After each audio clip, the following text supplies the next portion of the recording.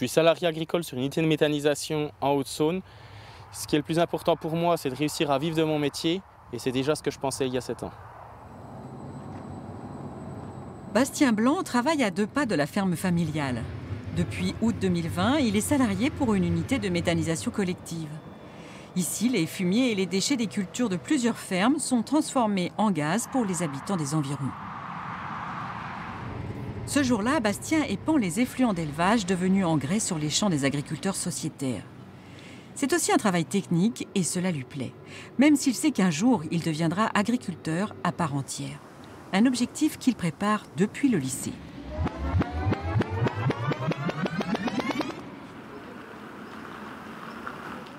2016. Une année noire pour l'agriculture. C'est aussi le début de notre tournage avec Bastien lors de la rentrée pour son BTS agricole. Le directeur du lycée Granvelle, près de Besançon, accueille la nouvelle promotion d'étudiants sans les bercer d'illusions. Cette exploitation est dans les conditions réelles de production. Nous vivons, notamment pour les systèmes de production qui ne sont pas protégés ou avec des signes de qualité, des conditions de crise graves, donc avec des prix de différentes productions qui sont très difficiles.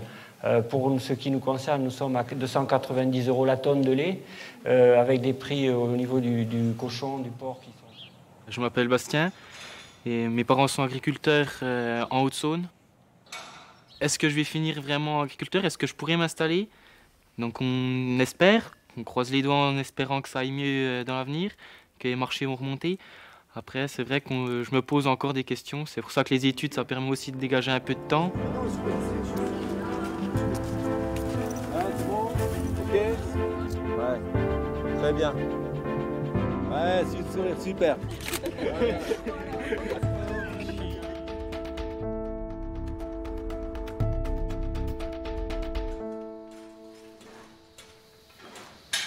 Après ces 2 années de BTS, Bastien a poursuivi ses études. Il a passé un nouveau diplôme en étant apprenti chez son père.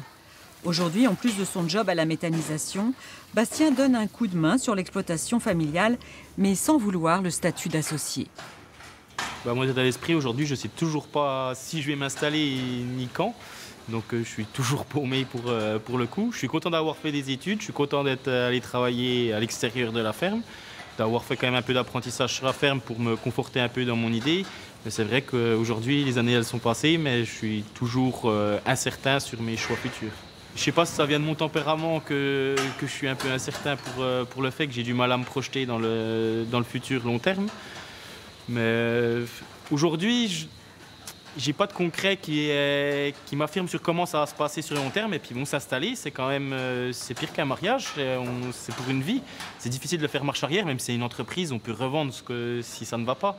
Mais ça reste un héritage familial et j'ai pas envie de faire n'importe quoi et de tout gâcher. Donc pour l'instant, je reste en réflexion et puis j'attends la retraite de mon père comme étant ma dernière heure pour faire un choix.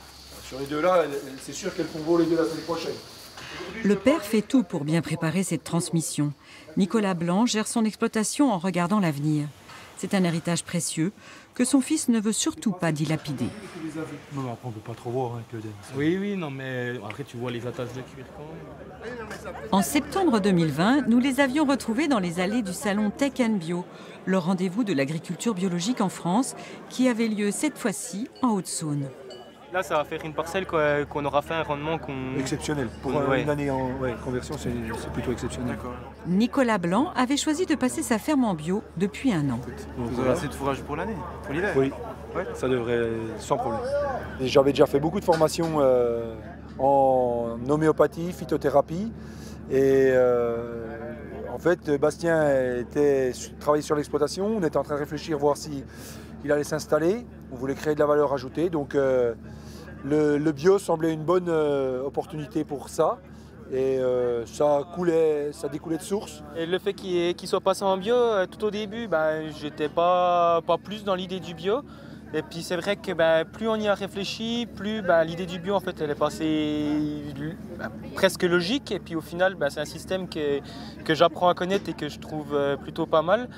Et après la réflexion, c'est vrai que ça m'a poussé à dire l'installation, ça peut être une bonne chose sur la ferme. Et puis c'est vrai que je prends un autre plaisir à réfléchir à tout ce qui est bio sur la ferme, que j'avais pas spécialement avant, que juste simple main-d'œuvre sur la ferme. Et puis là, il y a quand même une part de réflexion, donc c'est vrai que c'est plus intéressant pour une future installation.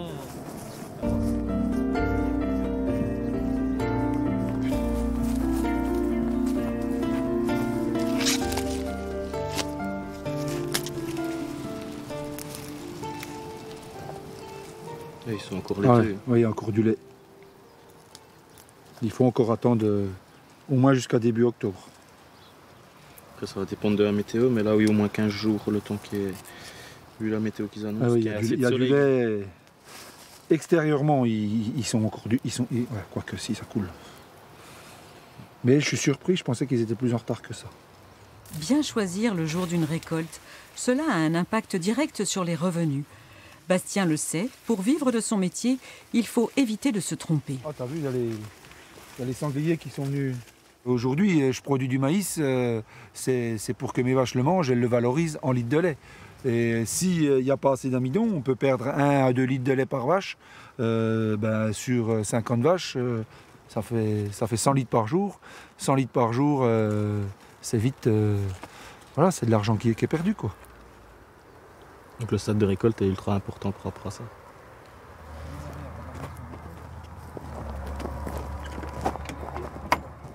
Rassuré par le choix de son père de passer en bio, Bastien a failli devenir associé sur la ferme, mais l'incertitude des marchés a repoussé l'échéance.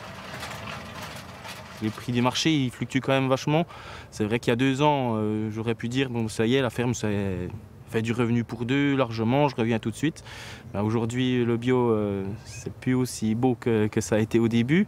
Après, c'est toujours, ça permet toujours de dégager du salaire, hein, c'est pas ça le problème, hein, du revenu. Mais il reste de la fluctuation des marchés. Et puis le bio, c'est plus à la mode autant que ça l'a été. Mais ça aide quand même à voir un peu plus loin dans l'avenir. Et puis, comme on a discuté avec mon père, le fait de ne plus avoir tant de charges extérieures, on s'en sortira toujours. Peut-être pas très bien, mais on s'en sortira toujours. C'est plus compliqué de mettre la tête sous l'eau grâce au bio.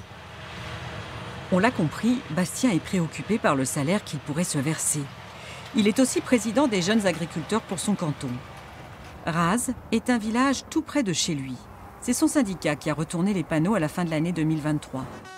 Leur slogan, c'était « On marche sur la tête ».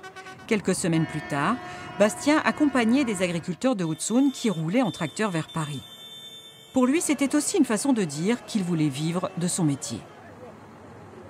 Il fallait montrer qu'on était là, qu'on était derrière eux, mais c'était même l'image du monde agricole auprès du grand public qui aujourd'hui, pendant la période Covid, tout le monde est allé acheter aux petits producteurs son produit. On est sorti du Covid, le petit producteur, on les a tous oubliés, la grande surface est revenue en force et puis on nous oublie et c'est un global. L'impact des consommateurs sur l'agriculture était déjà une préoccupation des étudiants. Ils venaient juste de réussir leur examen de BTS. C'était en juillet 2018 et Bastien avait du mal à avoir confiance en l'avenir de l'agriculture. Dans 10 ans, ce sera l'arrivée presque en retraite de mon père, là où il va falloir que je commence à réfléchir comment je évolue tout seul. Et du coup, c'est compliqué de s'imaginer tout de suite dans 10 ans. Presque 7 ans après son BTS, Bastien va-t-il finir par lâcher un jour son travail de salarié à la méthanisation pour devenir associé avec son père? L'installation, c'est pire qu'un mariage, nous a-t-il dit. Mais la passion peut être parfois plus forte que la peur. Je me pose toujours la question, est-ce que je serai installé ou pas? Ça reste dans un coin de ma tête, donc je pense que je m'installerai, en espérant que le contexte économique sera un petit peu meilleur, le contexte social aussi, et tout ce qui va avec. Mais je pense que oui, ça me tient à cœur quand même et je finirai quand même par m'installer un jour. On va bien là, voilà.